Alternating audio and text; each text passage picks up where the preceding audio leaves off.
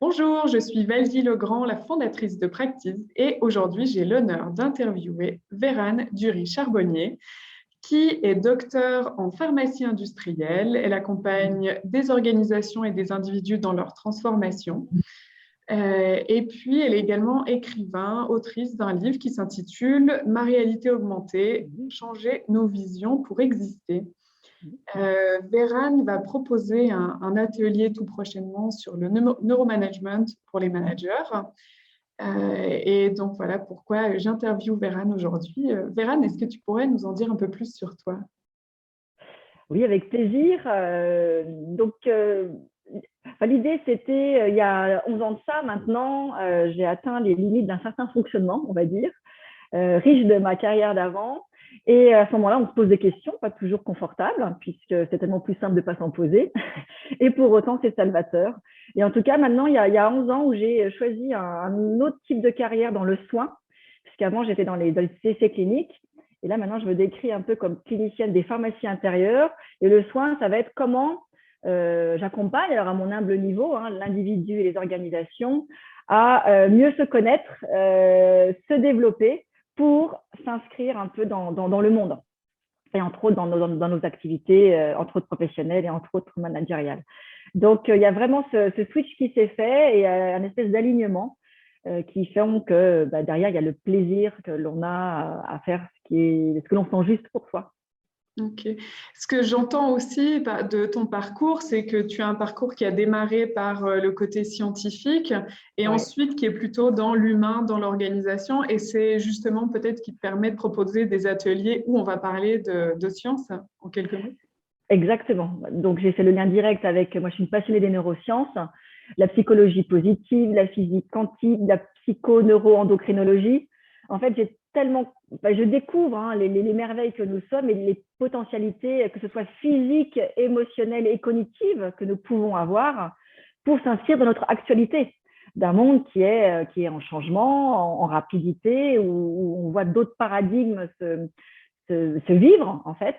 Et on a d'énormes potentiels que l'on a souvent jamais explorés et dont souvent nous sommes un peu ignares. Donc, c'est vrai que cette approche scientifique, et aujourd'hui, ça fait 20 ans que les neurosciences et la psychologie positive arrivent, enfin, sont là, et on commence juste d'aborder tous nos inconscients. Voilà, on commence à mettre des mots, mais notre cognitif est très, très, très limité D'accord. par rapport à nos potentialités.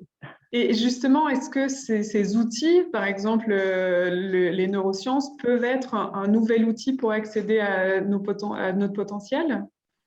Alors, les neurosciences sont bien, bien, bien plus qu'un outil. C'est vraiment toute une approche de nos capacités de cerveau.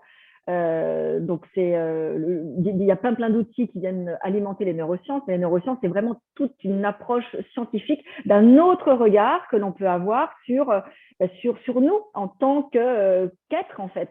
Et si je prends, par exemple, simplement l'exemple de la médecine, soit on approche la médecine moderne où on est par organe, et d'ailleurs aujourd'hui on a fait des silos puisqu'on va voir un médecin en gastro-entérologie, puis un autre pour notre peau, en dermato, puis un autre pour le cœur, alors qu'aujourd'hui on parle de médecine intégrative, puisqu'il y a ses limites. Alors c'est très très bien, on a fait des choses absolument magnifiques, mais ça ne suffit largement pas puisqu'on oublie toute la partie psyché, émotionnelle, qui va évidemment avec et qui a toujours existé, d'où le lien avec les médecines alternatives pour en faire une médecine intégrative. Et bien c'est pareil avec les neurosciences.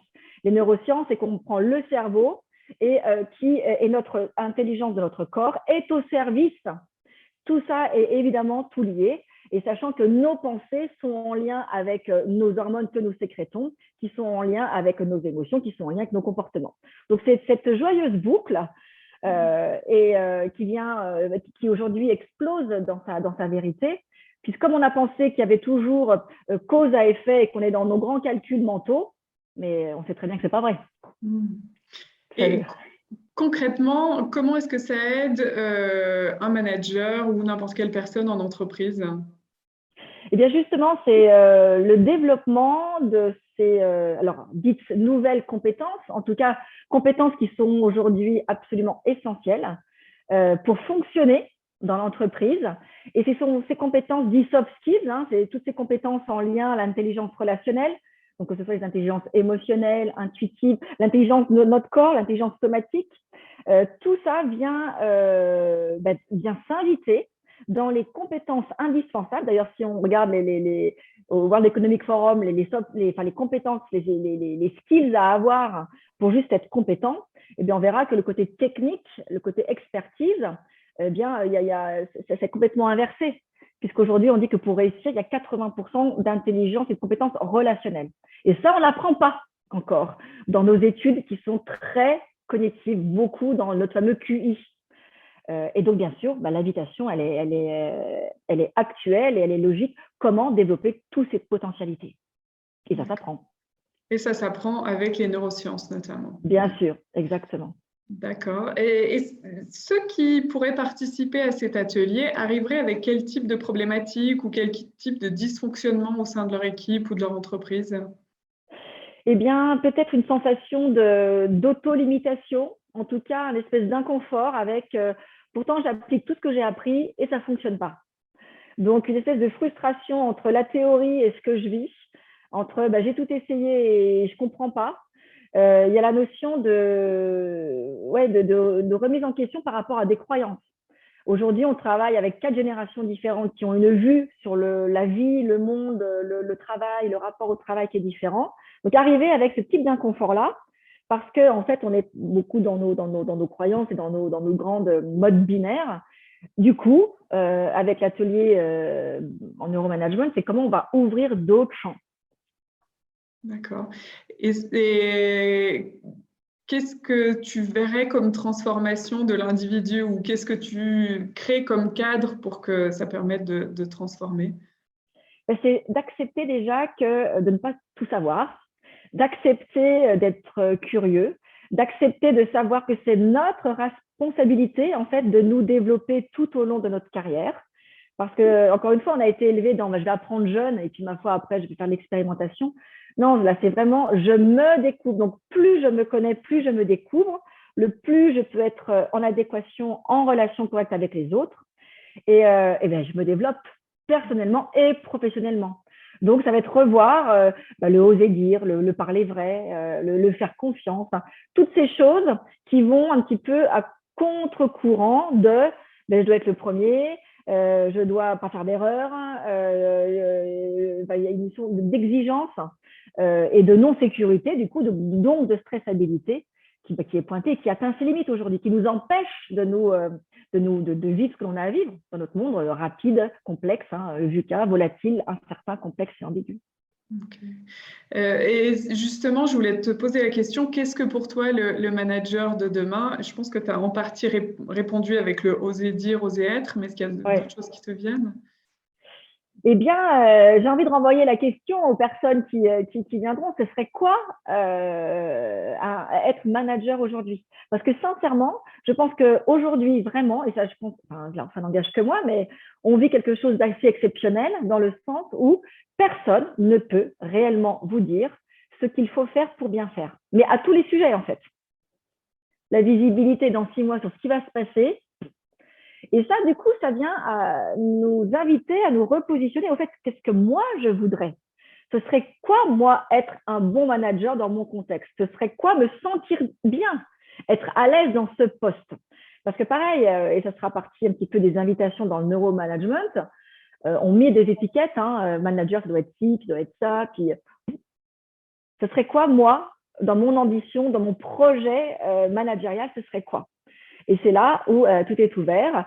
Et du coup, comment je me découvre? Donc, qu'est-ce que j'ai besoin de développer? Des choses qui sont là, mais que je n'ai jamais explorées chez moi pour m'inscrire dans cette ambition, en fait.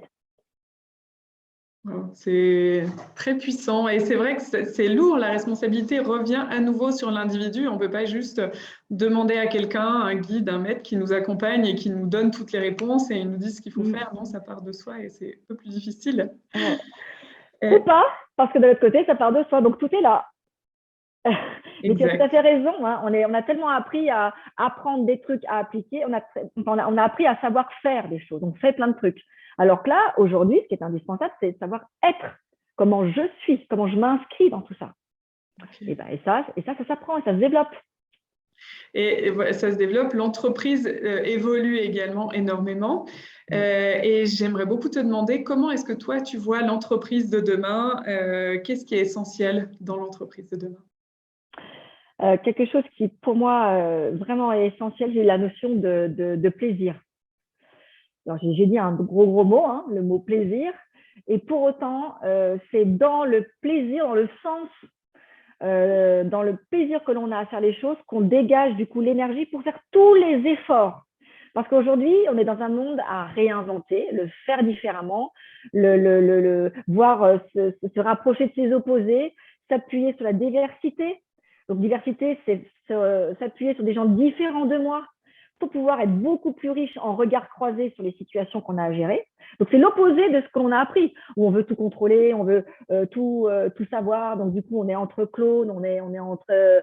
sauf qu'on se limite beaucoup. Donc là, c'est comment moi, je me consolide intérieurement pour pouvoir m'exposer au monde, en fait. Et pour ça, avoir du plaisir à faire ça, parce que ça demande beaucoup d'efforts de faire ça.